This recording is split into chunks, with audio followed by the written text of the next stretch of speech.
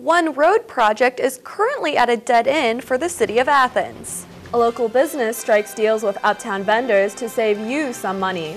And one man is facing penalty fines and possible foreclosure at a local trailer park. These stories and more coming up. Athens Midday starts now. From Ohio University, you're watching WOUB2, television for Athens County.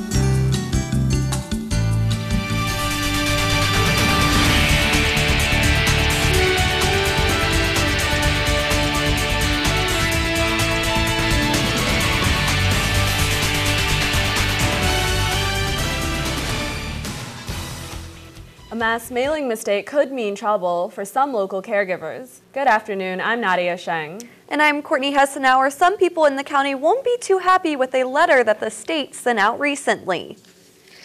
Potentially nearly 50 state child care providers here in Athens County had their social security numbers exposed.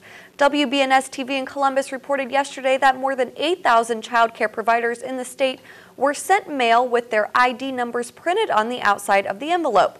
Now that ID is just a 6-digit number for child care centers, but for in-home child care providers, it's their social security number.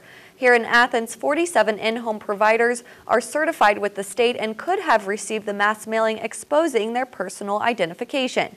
Athens also has 15 child care centers. In a time of budget cuts at Ohio University, some might be surprised by a fairly expensive project that has been shut down by the city of Athens. Bobcat Lane, an access road to the Richland Bridge, remains closed to traffic even after it was completed. Athens Midday reporter Danny English is live in our newsroom. Danny, has this affected the relationships between the university and the city? Well, the university is being careful not to go on the offensive for the city's decision to close Bobcat Lane. Last year, President McDavis called it the most important issue in the town-gown relationship, but it's held little interest since then, until now. 3 poles block it at the bottom, and 4 posts block it at the top. Bobcat Lane was supposed to be the road to connect Richland Avenue to Baker Center. Instead, it's a road to nowhere. It's ridiculous. Luke Schaefer says he doesn't think there is any good way to get to Baker. The president's chief of staff, Becky Watts, agrees and says opening Bobcat Lane would help solve that problem. It would benefit students, it would benefit community members, faculty and staff, and anyone really needing to get to that part of campus and then get back out. But the city says there is one major roadblock. Now, the mayor did not return our calls, but he did tell the Athens Messenger his biggest concern was safety. Safety, even though OU had an external source say the road was safe enough for two-way travel. The university feels that opening that in a very closely controlled way would not pose any kind of a safety issue for people either on Richland or people accessing Bobcat Lane.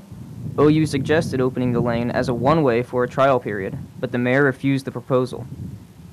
That he just was concerned that if you move forward there would be some safety risks. He was not specific about those risks. For now, the resolution is at a dead end. Again, the mayor did not return our calls, but Watts emphasized that this does not hurt the relationship between OU and Athens. She also says the university has no plans to bring up Bobcat Lane in the near future. For Midday News, I'm Danny English. Thanks, Danny. Parents of a missing Ohio mom are begging for help in the search for their daughter. 26-year-old Tiffany Brown of Bell Fountain vanished Friday afternoon. She picked up her 2 boys from school, went home, and left them with a babysitter. Brown told them she'd be back in a half an hour, but she never returned. Her parents say a text message was sent from her phone on Saturday to the father of her children, but they say they know she didn't write it. Now they're praying for answers. Call me or call the police department. She has 2 boys that love her and miss her, and we need to find her.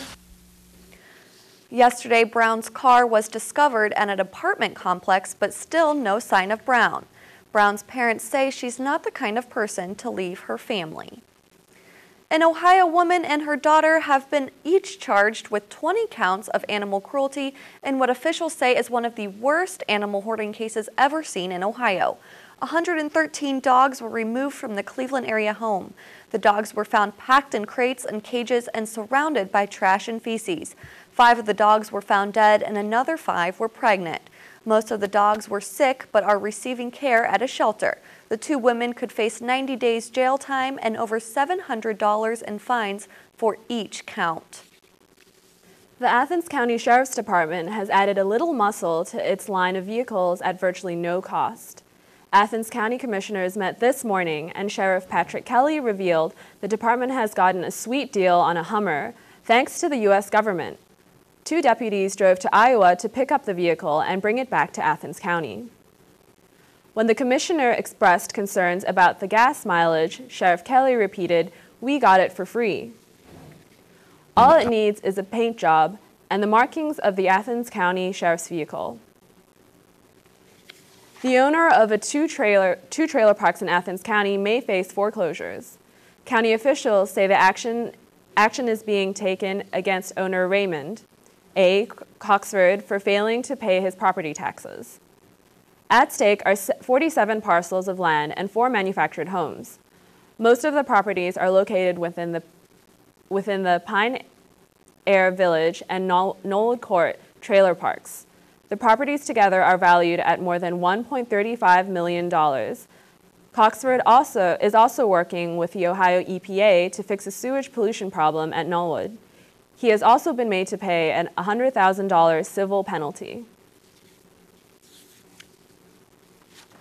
After being criticized about not doing enough to diversify his cabinet, Ohio Governor John Kasich is stepping up his game. Kasich met with the Ohio Legislative Black Caucus Monday to hash out its legislative priorities. Black state lawmakers are working with the governor to help close the achievement gap among students of different ethnicities. OU President Roderick McDavis has announced his support for faculty buyout plans. The buyouts are one of the strategies Ohio University has to improve its tough financial situation. Guidelines for eligibility have not been decided. However, between 350 to 450 OU employees are potentially eligible. If approved, the plan would start at the beginning of fiscal year 2012. A new discount program is being offered in Athens, providing deep discounts to the consumer. But is the program equally good for participating businesses? Liz McKinnon is with us now live. Liz, is this a win-win program? Well, what started out as a partnership between 2 fraternity brothers has become a growing business here in Athens. Zach Sebo and Max Blank offer a trade to local businesses, discount prices on their products in return for publicity and unconventional advertising. Some businesses have signed up for the program and seem to benefit, but others are staying away. The idea is simple. People go to kegfly.com and purchase local business packages for 50 to 80% off. The students go on there and they'll hit buy me and they'll fill out their information and then they're charged and then they can print out a voucher or they can have a text message sent to their phone. Blank and co-founder Zach Sebo make their rounds to nearby businesses, offering these deals as a way to attract new customers. There's some businesses that when we hit them up, they were like, come back, I'm not interested, this is stupid. And since then, we've signed them on to 2 or 3 deals already. These discounts could be seen as a major cut in their profits, but some business owners see a positive outcome from the KegFly deals. We make money for sure. Like I said, not a lot because that's part of the attraction. Even though we're getting only 50%, but that's still going to get them step into the door to even do other services. Obedi signed on business with KegFly and saw this as a way to advertise. It's more beneficial for my name recognition to get that out there. But like I said, we don't lose money on the deal. Not all businesses are eager to participate. Store owners gave different reasons why they're holding back. We might get to the point where, we want to get our name out there more and we're willing to give up more. And at this point, I'm not willing to give up more. You would have to sell an overwhelming amount of the group buys to really make it worthwhile. KegFly founder Sebo says in the long haul, all businesses will turn a profit. KegFly has been around since September, asking area businesses to negotiate deals online.